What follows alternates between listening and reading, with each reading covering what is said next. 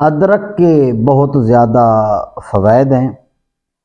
ادرک جب خشک ہو جاتی ہے تو اسے سونڈ کے نام سے یاد کیا جاتا ہے، اور عربی کے اندر اس کو زنجبیل کے نام سے یاد کیا گیا ہے۔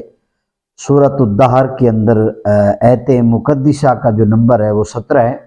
اس کے اندر زنجبیلا یہ جمع ہے تو اس کی وحد زنجبیل ہے، تو زنجبیل کے نام سے اسے یاد کیا گیا۔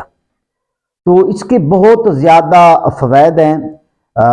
عربی جو لوگ ہیں یہ اپنے دسترخوان پر جو ہے بڑے ذوق کے ساتھ جو ہے ادرک کو، یعنی سونڈ کو، سونڈ تو چلو خشک ہو جائے تو پھر کہتے ہیں، یا زنجبیل کہہ لیں، سے چھوٹے چھوٹے ٹکڑے کر کے وہ اپنے دسترخوان پر سجاتے ہیں۔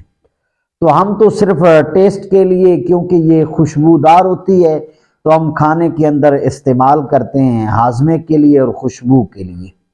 تو اس کے علاوہ اس کے بڑے فوائد ہیں، جن کے پھیپھڑوں کے اوپر بلغم جم جاتا ہے، اور اتنا جم جاتا ہے بعض اوقات تو نالیوں میں جم جاتا ہے، پھیپھڑوں پہ جم جاتا ہے، تو پھر یہ ایک دمے کی صورت جو ہے نا اختیار کر لیتا ہے وہ بلغم۔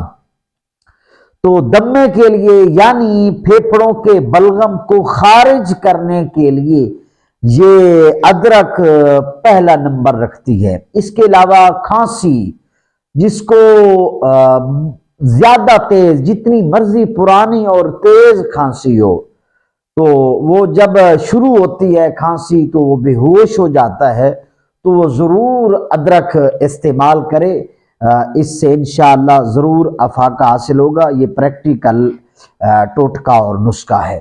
اس کے علاوہ اگر جو دوست جن کے چہروں پہ دانے ہوتے ہیں وہ اگر لگاتار استعمال کریں گے، یعنی ایک تو ہے نا کھانے کے اندر سالن کے اندر جو استعمال کرتے ہیں، اس کے علاوہ دسترخوان پہ چھوٹے چھوٹے ٹکڑے کر کے رکھ دیے جائیں، وہ ساتھ جس طرح ہم سلاد نہیں استعمال کرتے، پہلے دنوں میں تو عجیب سا محسوس ہوتا ہے تو ذائقہ اس کا، تو بعد میں جب انسان ہیلک ہو جاتا ہے تو استعمال کرتا رہتا ہے۔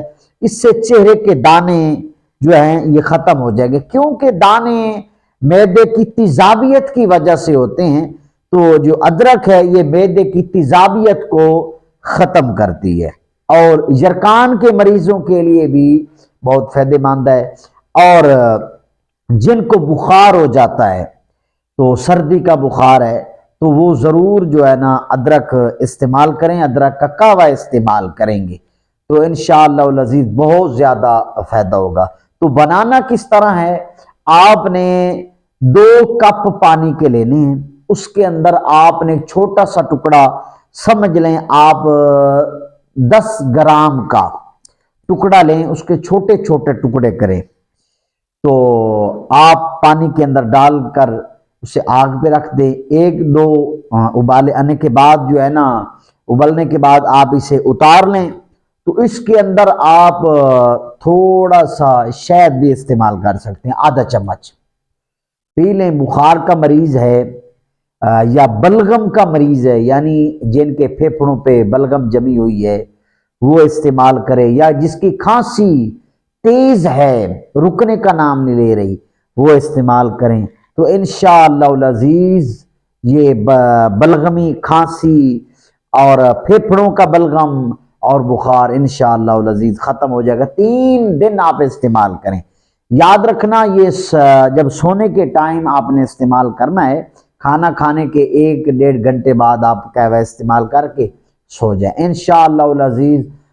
صبح جب آپ اٹھیں گے تو آپ اپنی طبیعت کے اندر بہت زیادہ تبدیلی دیکھیں گے۔ اگلے دن پھر استعمال کریں، تیسرے دن پھر استعمال کریں گے تو انشاءاللہ العزیز جتنا آپ کو تیز بخار ہے یا کھانسی تو پہلی رات ہی رک جائے گی۔ جن کے پھیپھڑوں پہ بلغم زیادہ جمع ہوا ہے وہ 3 دن استعمال کریں قہوہ اس کا، تو انشاءاللہ العزیز آپ کو مکمل 100% جو ہے نا شفا ملے گی۔ آپ یہ ادرک استعمال کریں اور مجھے دعاؤں میں یاد رکھیں۔ جنہوں نے ابھی تک میرے اس چینل کو سبسکرائب نہیں کیا ضرور سبسکرائب کریں اور ایک اچھا سا کمنٹ بھی کریں، لائک ویسے بھی بنتا ہے۔ اللہ تعالیٰ آپ سب کو، ہم سب کو تمام بیماریوں سے شفائے کاملہ عاجلہ عطا فرمائے۔